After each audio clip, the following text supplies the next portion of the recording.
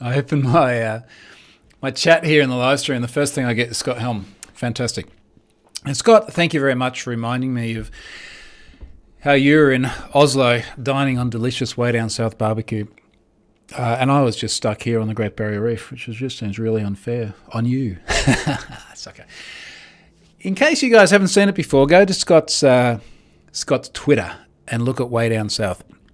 This is, and I think Scott will agree with me here, the best barbecue any of us have had anywhere, and I've spent a bunch of time in Texas, among other places in the US and around the world. Crazy, crazy. Scott is in a classroom in Norway. Hello, classroom in Norway. I should know how to say hello in Norwegian by now, shouldn't I? It's probably, however I said it, it would probably be wrong. And I would be reminded constantly at home that when I said, I'm not even going to try, something, she'll say something which sounds exactly like that, but to my ear. Anyway, I do the same thing in English. Adrian, yay for Scott Helm. John, how much of the guitar lessons? I got a lot of mileage from that, haven't I? I'm really, really happy I wrote that blog post. Some people I embedded tweets from in that blog post got unhappy. I don't know why. Anyway, if you haven't read that, go and read it. Okay, so Brendan says, what's all this about going south? It's called Way Down South. Just look at Scott's tweet thread, look at the barbecue shots, and you'll see it. Let me jump into things because I am time constrained today due to social commitments. So, jumping, there you go, Scott's deep link to it and the Twitters. Jumping on to the sponsor this week is Collide. Got Collide back again. Device security that fixes challenging problems by messaging users on Slack. Try Collide for 14 days for free.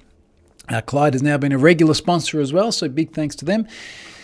Jumping over to their offer here, endpoint security powered by people. Message your employees on Slack, providing customized security and compliance recommendations for their Linux, Mac and Windows devices, which does cover rather a lot of them, does it? Doesn't it, rather? I've got to get my mind back into actually speaking and not being on a rocking boat anymore. I'll get to the boat. But look, again, I really appreciate them being the sponsor and also providing something for free. So 14 days for free is good because you get to go and have a good taste of it. Makes me think of that barbecue again. Brendan says hello in Norwegian is hello. That's handy. Thanks, Brendan. Okay, let me talk about a few little cybery things that came up. It is beer o'clock here, by the way. So, hello, all of you who are out there in the morning, drinking your coffee. Oh, I saw the most awesome coffee machine today. I tweeted it. I was getting my coffee machine serviced, and I got a nice coffee machine. But I said to the guy, like, at some point in time, I really want to rebuild our kitchen for various reasons. And I want to have like a plumbed-in coffee machine. Now, when I say coffee machine, it's not one of these drippy, filtery things that are popular in some parts of the world we won't get into, but we would definitely never tolerate here in Australia. It is a proper espresso machine. And I said, look, I'd like to have it plumbed in so you didn't have to keep topping it up with water. Because I do regularly run out of water in mine when you're halfway through pulling a shot. So I tweeted this 5 hours ago. It's a coffee machine that is, who makes this? Bezira. It's got an LCD display on it, which is good. But the cool thing about it is it's got LED lights on the side of it, which just look epic. And you can change the color of the LED lights as well. I wonder if I could plug that into Home Assistant and connect even more things, because I need more connected things. Speaking of connected things, down here on my desk, I have a number of connected things. In fact, all of these arrived, or were here waiting for me when I got home. So a bunch more Akera Zigbee temperature sensors, temperature and humidity sensors. So I've got a heap of these in the house already. I must have, 20. Look, they're great. The batteries on these last for, they say 2 years. I've had a lot of them for about 2 years, and I'm just starting to replace the batteries on some of them. So they're 3-volt CR whatever batteries. I find that if they drop, all of them, I went and got a new multimeter the other day, all of them test at like 3.1 volts or something. As soon as I drop below 3 volts, they don't seem to want to play nice anymore. But it does get you a good solid, let's say 18 months to be safe. So these are super awesome because you can stick them anywhere. You don't have to wire them into mains. And I'm starting to use them more for things like even I want to know when the air conditioner is on. So the reason I ordered 4 more of these is I thought my air conditioner is dumb. There's no IR. There's nothing that I can easily plug into as a non-licensed electrician. But if I got one of these and I stuck it right on the vent that blows the air, I would assume that I could tell if the air conditioning is on with some degree of reliability. And the main reason for this is I want to get to it's a sort of turn of seasons here where we want the air conditioning on to go to sleep, but by about 2 a.m, I really want the air conditioning off. How do I do that? So I thought I'd have one of these, and let's say for argument's sake, it's blowing air at less than 20 degrees. Then I can go, okay, it's blowing air at less than 20 degrees, hit the little switch bot, which manually pushes the button on the air conditioning to turn it off. Job done. Cool. Vagif says too early and too expensive for beer in Oslo. It is expensive in Oslo. Hasn't stopped us drinking a bunch of beer in Oslo, if I'm honest. Brendan says, are the LEDs individually addressable though? On the coffee machine? Good question. I really don't know. There is, I have learned but never really looked into, a whole coffee machine modding subculture. Let me Google this. Espresso machine modding. Espresso machine mods. And I'd seen a bunch of stuff around things like skins. Let's just go straight to images. How cool does this get? So yeah, people like printing their own skins for coffee machines to make them look like, I don't know, a Dalek or an R2-D2 or something like that. But I'm sure there's a whole...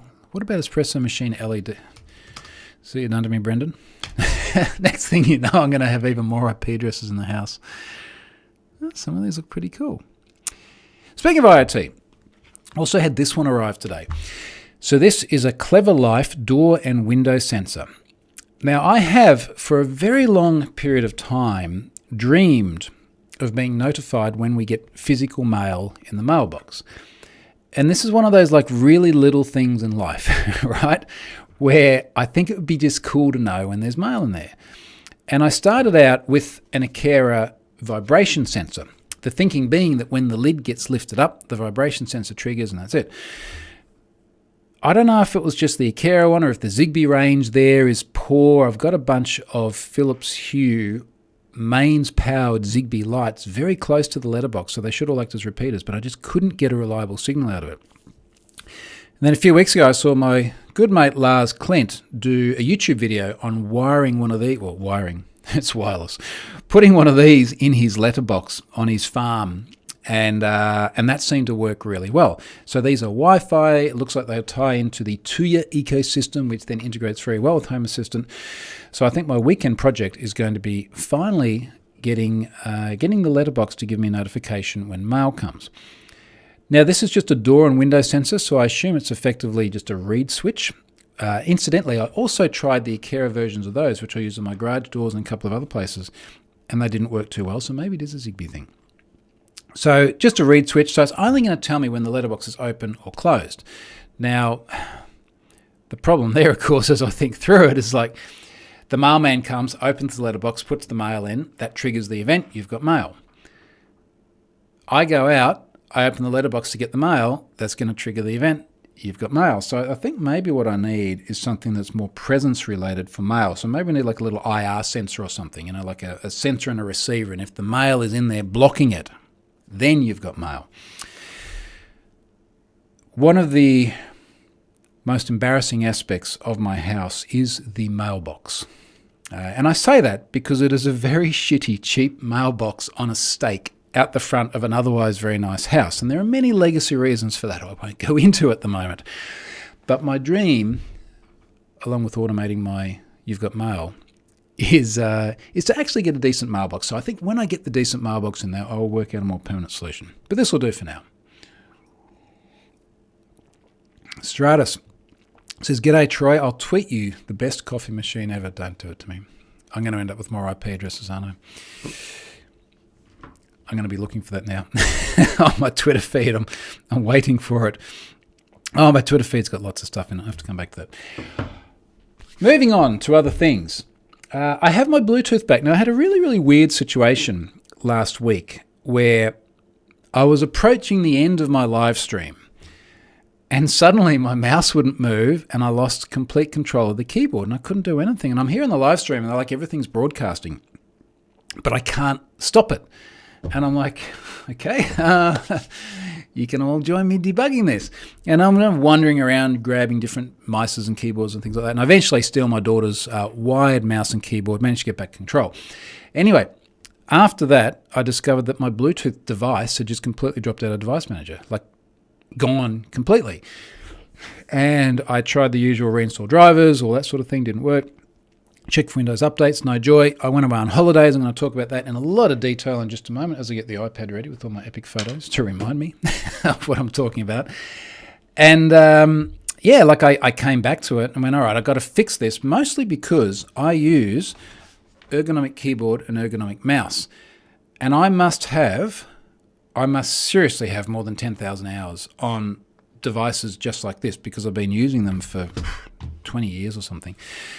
So for me to go back to like a normal flat keyboard and flat mouse, my productivity just completely went out the window, especially when I'm working on things like this book, which is still coming, and I've got a lot of typing to do. I needed to have this.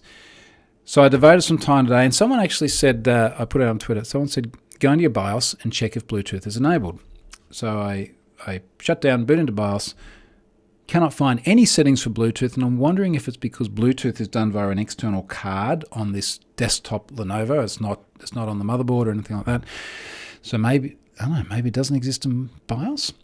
Couldn't find it anywhere, booted back up, suddenly it works. I don't know why. It's a little bit of the classic have you restarted it sort of thing, and I had restarted it multiple times, but we're back. Now, Brenda says, cat update. I put my laptop bag in my bed to grab something from it, and now the bastard of a cat's just chilling on the damn thing. Comfy. Please let us know if the status of the cat changes, Brendan. Strauss says, a video to watch after the stream. This will be the coffee machine. Brendan, those of you that haven't seen the stream or the VOD in post but can't be bothered to do so, let's see if it convinces you. It was fun to watch Troy's somehow tame frustration. I was more amused by the fact that I had suddenly lost complete control, and I must admit, I did consider, do I just pull the network cable from the PC? Like, is that going to be my fix if I literally can't get control of the machine again? But we got there. Okay. To the point about guitar lessons, which goes back to this blog from some time ago, let's actually touch on that, just to keep it a little bit on topic. How did I start with this? I wrote this November 2020, and this was in response to occasionally I would put things on social media which were not related to InfoSec or IoT or even 3D printing, tangentially related to this whole space, and it would be something personal. And I think the one that tipped me over the edge, it must be because I posted this on the 2nd of November 2020, and I embedded a tweet from the 1st of November 2020. And I just posted a tweet with Charlotte driving the boat and just like blue sky behind. And I was just like, Gold Coast days, cool sunglasses. And someone was really unhappy. They haven't deleted this tweet too, which is interesting. Someone was very unhappy about my happiness. It's a theme in my life lately. And they said, what is this hashtag show off? By the privileged tech leaders nowadays. Yeah, he quoted someone else who apparently is also enjoying their life and me. We have pandemic and people struggling for existence. Climate crisis threatening our kids' future. And we're all about planes, boats and huge houses. Hope I'm not just jealous. All the Twitter AI? No, yeah, I think you're just jealous, mate. I think that's you're certainly not adding much joy to my life. Anywho, I embedded this comedy skit from Ricky Gervais, from his Humanity skit, and it's called Guitar Lessons, and you got to watch it in person. Like, watch the whole thing, the YouTube video, and it's only very, very short, but it's very, very Gervais in the way he frames it. But he's saying, when people sort of pop up out of nowhere and they see something that you've shared socially on your platform, and they are displeased with the thing that you have shared because it is not consistent with the content that they would like to consume from your profile, and they whinge at you. It's a little bit like if you walk down the street and you've got one of those like printed signs on a post somewhere, and it's like guitar lessons, and there's little tear off things with the phone number, so you can take the phone number home and call the person. It's like someone going up, tearing the thing off, going home, picking up the phone, and going, I don't want fucking guitar lessons. It's like, well, why are you here then? Why are you engaging and telling me that? I don't care that you don't want it. And I guess the point that I was making here is that, my social profiles are me, and they're all about the things that I'm interested in, and that is predominantly InfoSec and tech stuff. There are other aspects of my life which are not those. Oh, I just had my IoT tell me the sun has set and the garage door is still open. There you go. Back to IoT. So there are other things in my life, and I know that Scott and I in particular very often have this discussion because he gets some of the same vitriol from people, where people are just pissed that my content is not of interest to them. Now, there's a really, really easy fix to this. You unfollow me and you get on with your life. Now, to that effect, I put out a large tweet thread around about just under 24 hours ago about the holiday stuff. And I look at analytics.twitter.com and I can see a very clear decline in my followers. And that's absolutely fine. Like, if you're not interested in this stuff, don't follow me. You don't have to announce your departure. It's fine. It's not a freaking airport. Anyway. So, let me talk about this holiday. The guitar stuff. And honestly, I'm going to talk about this until I run out of patience or you run out of questions. And then I'm going to drop off and go to my social thing. But it is all going to be about non-InfoSec stuff. This is the guitar lessons of the Troy Hunt Show, the podcast. We've been unable to really go anywhere else in the world for 2 and a bit years. And it's really only very, very recently, as in the last couple of months, where we've had the opportunity to do that. So as a result, we've been doing things in Australia, and particularly doing things around state, because we have had borders closed. So doing things in our state of Queensland has been, I guess, the path of least resistance as it relates to holidays. Now, put in context, Queensland as a state, you know how people say, like, everything's bigger in Texas. Texas is so massive, yada, yada, yada. Queensland's twice the size of Texas. Excuse me. It's also our second largest state. So you get to Western Australia and that's like massive again. So we've got a massive amount of land, and we've really enjoyed having holidays in Queensland. Christmas before last, we drove all the way up to Port Douglas, a couple of thousand kilometres north, before we then drove to Uluru, you may previously have known it, Ayers Rock, in the middle of the country, and done things like that. So it's a great place with a huge amount of diversity, and Queensland is very much Australia's holiday destination. Queensland is the home of the Great Barrier Reef, which we saw on that trip Christmas before last, which we also saw Christmas just past when Charlotte and I went to Hamilton Island for our Christmas. So we've had a lot of time around there, but we were deciding, like, what should we do for what is potentially one of the last holidays we'll have before having the option to go overseas, which of course we now have. So we had planned on the 2nd of January to hire a private yacht and take the kids and my parents as well and have 5 nights away on this yacht. And that was a really good plan until we all got exposed to our neighbours with COVID. And we actually preemptively cancelled this trip on the basis of the fact that we thought there was a high likelihood someone would have caught it. And there was a massive uptick in this state in particular right at that time of COVID. And we just felt the risk was too high. So we managed to postpone it by a few months. In fact, postpone it by, I guess, 3.5 months. So this is actually a trip that we should have done back in the school holidays. We had to take the kids out of school. Instead, they were really upset about that. Incidentally, it's interesting. I know I've had this discussion with Scott many times. He said, like, in the UK, you can't take your kids out of school during school days or you get fined. The way it generally works here is you say, I'm taking my kids out of school, I'm paying the bills, And so long as it's not going to conflict with things like exam periods or things like that, they're like, okay, that sounds reasonable. I'm sure there's a threshold you could get to, but we managed to combine it with Anzac Day, Australian New Zealand Army Corps, big thing, World War I, etc., which was Monday, so we got to take him out of school for 3 days. Anywho, so we had this yacht, and this is a 70-foot sort of 3-berth setup. So we had a room, the kids had a room, mum and dad had a room, and the I guess the attraction to it is like you get on the boat and you go out to the reef, which is almost completely out of sight of land, well and truly out of sight of land a lot of the time, usually out of any sort of cellular or definitely Wi-Fi range, just completely detached. And you go out on the Great Barrier Reef, and you go out there with the crew, who then takes you to do all the Great Barrier Reef things. So we sort of packaged it all together, inspect it. So we had a dive instructor. I'd dived once before. Ari had never. You can dive here, and I think it's probably similar in other parts of the world because it's all sort of under PADI. You can dive once you're 12 years old. So he's going to be 13 this year, so he's almost he's reached the 12 range. Charlotte had never dived before as well. So we had a dive instructor. And what was really cool about it is we sort of get on this boat and we're just like steaming out of the port at Cairns. And they're like, okay, so what do you want to do? Like, you get to decide every single day. Like, do you want to go to a sand cave? Do you want to snorkel? Do you want to spearfish? Do you want to dive? What do you want to do? Which was just totally amazing.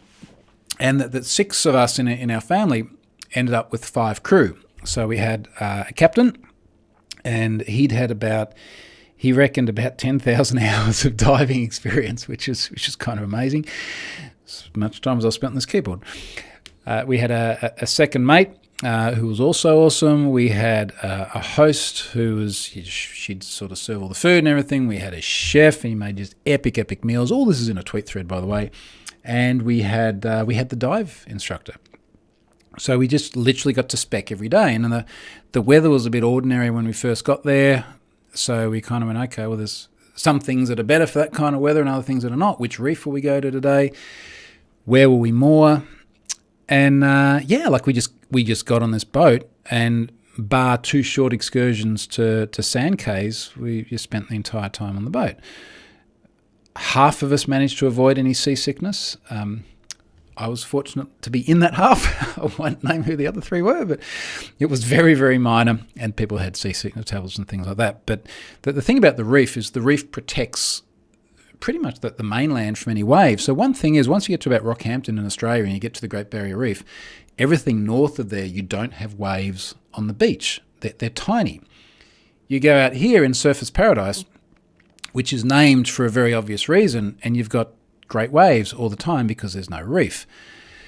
So as part of my tweet thread, there's a drone shot in there where I flew the drone almost a kilometre out so that you could see the break on the reef, and then you see the reef and all the beautiful colours, and then you see the boat like perched right on the edge of the reef, and everything inland of that is smooth.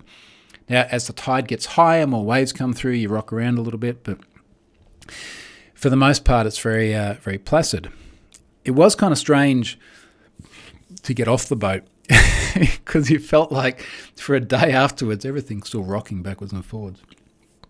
But just flicking through the photos, what's noteworthy, and if nothing else, I would love to sell you on coming to Australia. If you're in Australia already, coming to Queensland, going to the Great Barrier Reef, and doing whatever it is that suits your tastes on the Barrier Reef, but getting out there and seeing it, because it is an absolutely fascinating, amazing place. It is one of the 7 natural wonders of the world.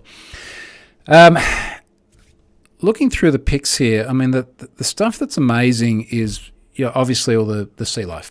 I've got a lot of pics in there of things like just turtles. Turtles are awesome. Turtles are so chilled out, and you could like swim right up to them, whether you're snorkeling. So our daughter did a heap of snorkeling, or whether you're scuba diving. Obviously a lot more then. Yeah, the wildlife and the turtles are just out of this world. The giant clams, like clams that are, where am I in the middle of the frame? if I was holding my hands apart, probably 50, 60, 70 centimetres wide, and they're sort of opening and closing, and you're just down there looking at it going, wow, that is the most bizarre looking thing ever. A lot of that sort of thing. Blacktip reef sharks. We saw lots of sharks. And for the Norwegians here, so someone there said they're from Norway earlier on. It's quite funny because Charlotte always says, look, every time there's like a shark attack or anything like that in Australia, it's always on the front page of the news in Norway. So they're scared shitless of sharks. And she has had 2 and a bit years now of being conditioned to being in the water. Fun fact, I don't know if it's fun, but since recorded history in Australia, there has been less than 1 fatal shark attack per year. I don't know how many road deaths there are per year, but I'm pretty sure it's more than 1,000. So just as where is your risk? I don't know how many deaths there are from people riding horses every year, but I know it is a lot more than 1. So in terms of relative risk, the sharks aren't the problem. Now up there, these blacktip reef sharks are really just curious. And the first day when we were snorkeling, like we saw one swimming around, I'm like, holy shit, it's a shark. But it was cool because there wasn't a fear about it. It was just a fascination that you're in there with the shark that would have been, I'd say probably about 1.5 meters long. I think probably the biggest we saw was maybe a couple of meters long. Smallest ones we saw were probably about 40 centimeters. I think I put a video of that in there. We were standing on a sand cay and we're just like watching these little sharks swimming around. And by then, this was the last day, the kids saw them and they're like, oh, sweet, I want to go and snorkel so we can see the sharks better. I think the highlight for Ari, it was great he could do the diving. He loved the diving, but he said the best thing was the spearfishing. And for those of you with kids of that age, or if you can remember yourself at that age, which is some time ago for some of us, I think when you get to that age, you're looking for all of the opportunities you can take to be more mature and to do more adult-like things and depart this child world. And for Ari, having started high school this year, we've noticed a big shift in him the last few months where he's just really, he's maturing, becoming a man and wanting to do more of these things. So he really wanted to do the spearfishing.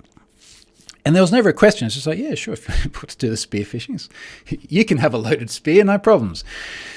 So he and I and the captain of the boat did a bunch of spearfishing, and the first day we went out, he got a couple of really decent fish, which was great. There's, of course, there's a whole range of different fish out there. A bunch of stuff that's just completely pointless. Like, you're never going to spear a shark or something. I don't even know if it's protected, but you'd never do that. As much as some of you don't like sharks, you just wouldn't do that. A coral trout, on the other hand, absolutely, fair game. And the reef is divided into different areas. There are some areas where they're completely protected. You cannot take anything under any circumstances. There are other areas where you can have commercial fishing, and there are places in the middle, I can't remember which one's the green zone and the yellow zone, where there's recreational fishing, so you can use a fishing rod or you can use a spear, and you can go and fish for personal consumption. So we ate everything that we caught, or we used it to catch more fish.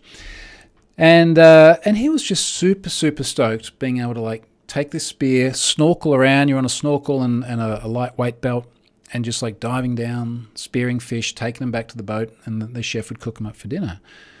But I think possibly the highlight and the thing that's going to stick with him, and I put this in a tweet thread, was the second time we went out spearfishing, so he was a little bit more comfortable by then.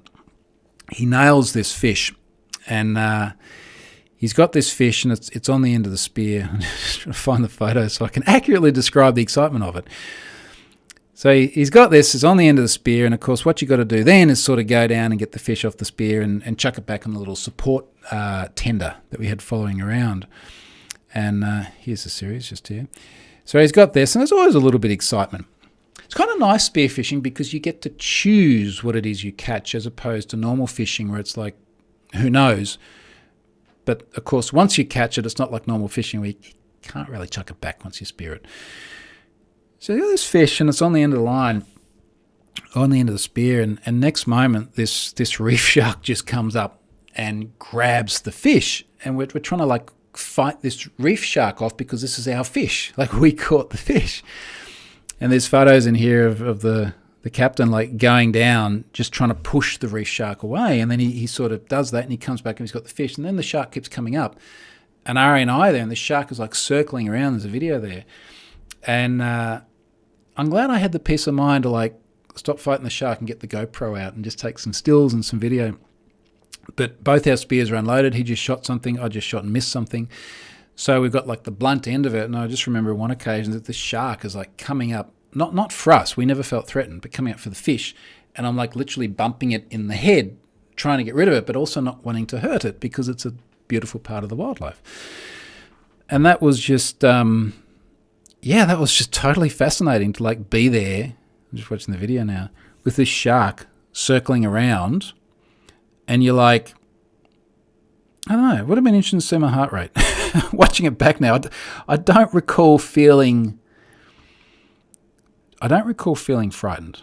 I think it was more like, okay, how are we going to do this where we get to keep our fish and also not hurt the guy? And there's a bit at the end, I think you can hear the captain when he comes up and he's like, that was interesting. If it had been something bigger, we probably would have just given it the fish and left. But no, they're black tip reef sharks. They're cool. We have a look at these comments. I'll take a little sip of beer here. Stratus, if you and Charlotte love The Matrix and are visiting Sydney, The Matrix sure and show you both most of the filming locations. Lee, Australia is great and all, but ever been to NZ? Yes, I have. A couple of times, actually. I've been to Queenstown snowboarding. I've been to Auckland. I've been to Waiheke Island. We will go back there at some time. It's so convenient. But yeah. No, actually, New Zealand is amazing for many, many reasons. So yeah, we'll get back there. Australia says, I want to do the great white cage diving in South Australia. Yeah, that would, in a cage. In a cage. There or in Cape Town or something like that would be amazing. KJ Loves Coffee says, funny you mentioned horses. The most lethal animal in Australia by a number of deaths per year is the horse, followed by the cow. What are people doing to cows? Like, are you choking on them? What does that happen? Australia horse deaths per year. How many of those? 20 per year. All right, there you go. Although 20 deaths per year in Australia are few in number and yields a mean annual rate of 0.13 deaths per 100,000 population, the rate in terms of horse riding participants is in the order of 7.8 horse-related death per 100,000 participants per year. Okay. Moral of the story, play with sharks, avoid horses. I imagine mosquitoes rate up there as well. Probably less so in Australia, more so in other parts of the world. Anyway, back on topic. So, the spearfishing was just amazing. There is something sort of very, primal about that as well. We had the very tail end of what we refer to as the stinger season here in Australia. So you know how everything in Australia is going to kill you, except for the sharks, which are actually quite cool. But the horses. We have stingers as you go further north, and we had to deal with this Christmas this year, and we were up there in Christmas last year, where some of them are like deadly serious, like irukandji and box jellyfish, as in you might die if you get stung by one of these. It's extraordinarily rare for anyone to get stung, but as a precaution, because the consequences are so bad, and I guess unlike a horse or a shark, it's a bit harder to see coming. So because of that, people do wear stinger suits, which means either effectively a lycra suit, which is pretty much exactly what it sounds like, head to toe lycra, or most of the time when I was diving, I just wore a full wetsuit. And the water must have been like 25 Celsius or something like it. It was very warm water. So you end up having to wear this suit. And then it sort of begs the question, okay, so what is left exposed? Well, typically the bit of your feet between the fin and the suit, your hands, and if you don't wear a hood, your head. And you got to sort of decide like how much risk do you take. So our daughter did get a blue bottle. So a blue bottle is a pretty minor jellyfish. I've certainly been stung by them in the past. It's not fun. It hurts. There are various ways of dealing with the sting. Some of you know what I mean, but there's also like vinegar and stingos and things like that. And she got stung just on the side of the face near her left ear. I'm not sure how much it upset her, because certainly by the time I actually saw her again, because I'd been out spearfishing or scuba diving or something like that, she was fine, but she just had a rash. Like she wasn't crying or anything like that. She's 9. The dive instructor, in fact, this was the host that she was out there with, got stung on the lip. So after that, our daughter sort of wore a hood, which was, I think the term is out of an abundance of caution. But, get stung on you can't really cover the lip because your mask goes down to here. But it's, again, that's a pretty minor jellyfish. So fortunately not too bad. That was probably the worst by any reasonable measure thing that came out of it, other than the 3 people who were a little bit seasick. What else was in here? Drone. I did take the drone, and I mentioned this in the tweet thread, but I did a very minimal amount of drone flying for several reasons. One of them being probably for about half the trip, the wind was blowing about 20 knots, and that worried me for several reasons. I don't know the drone well enough yet to know how far it gets knocked around by 20 knots. I also don't know how much ability I have to fly into the wind when it's 20 knots.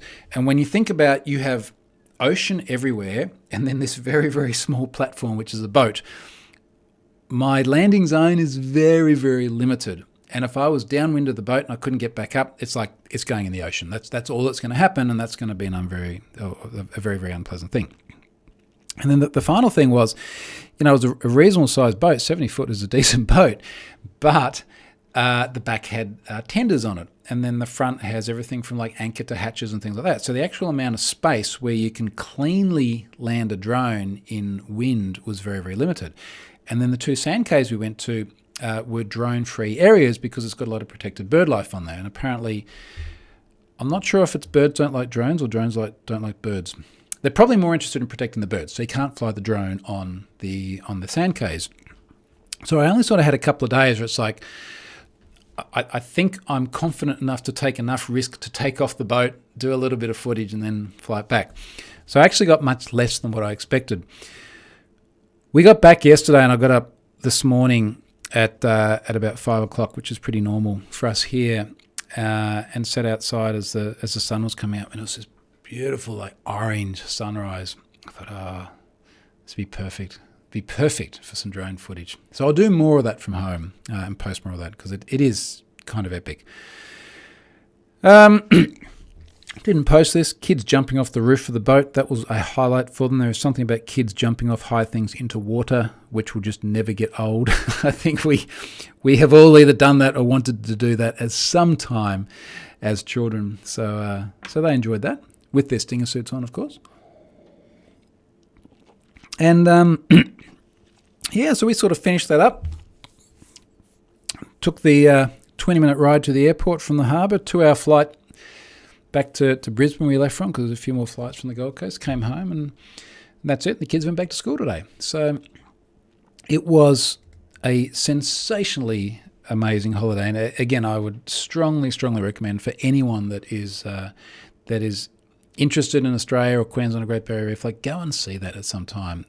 You do definitely see signs of decay in the reef. You see a bunch of bleaching and dead coral. The first time I ever went to the reef, I was probably Ari's age, probably at 12 years old. I don't have a lot of recollection of that, but it is obvious that there is a degree of decay. So it might be one of those things that's sort of better to see sooner rather than later. So that was it for that trip. May, I'm not going anywhere. We're pretty much staying home in May. In June, I will be heading back out there. June, we have got NDC in Melbourne, so I will be down there in Melbourne. Ari will be down there doing a coding for kids class in Melbourne, which we're very excited about. I wonder if I've actually got him up on the speakers list yet. That'd be very exciting for him. I wonder if they've got me up there on the speakers. Why am I not there? I'm meant to be there. I think I'm going to be there. We've got history, man. Come on. Okay, well, for some reason it just can't find me. No, Ari's not there yet. We will get him up there on the speaker. I don't think he's there. No, get him up there on the speakers page. So if you're in Melbourne and you have kids and you want to give them introduction to coding, Ari's going to do this little course, which I think would be really, really cool. Great for him, great for other kids as well.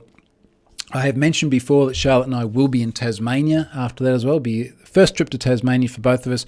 We are trying to arrange a meet-up there. So if you're in Tasmania, it's not a lot of people, I think, in our industry in Tasmania. We do have a thing coming. I'm going to be able to announce that shortly. Final comments. Stratus says, that's why I love swimming in a pool only. Nothing to eat or sting you there. Yeah, but it's boring. It's boring by comparison, Stratus. Get out there. Enjoy it. So with that, I'm going to drop off. I've got my social thing to go and do. I will come back to you next week from home. I think next week I might... what am I doing next week? Yeah, next week I'll try and do it earlier in the day. That'll be coffee o'clock instead of beer o'clock. Thanks very much for watching. I know this was very much off topic. I hope you enjoyed it. Looks like we've got the same number of people that would normally be there anyway, so it can't be too bad. Enjoy your weekend, folks. Thanks for watching.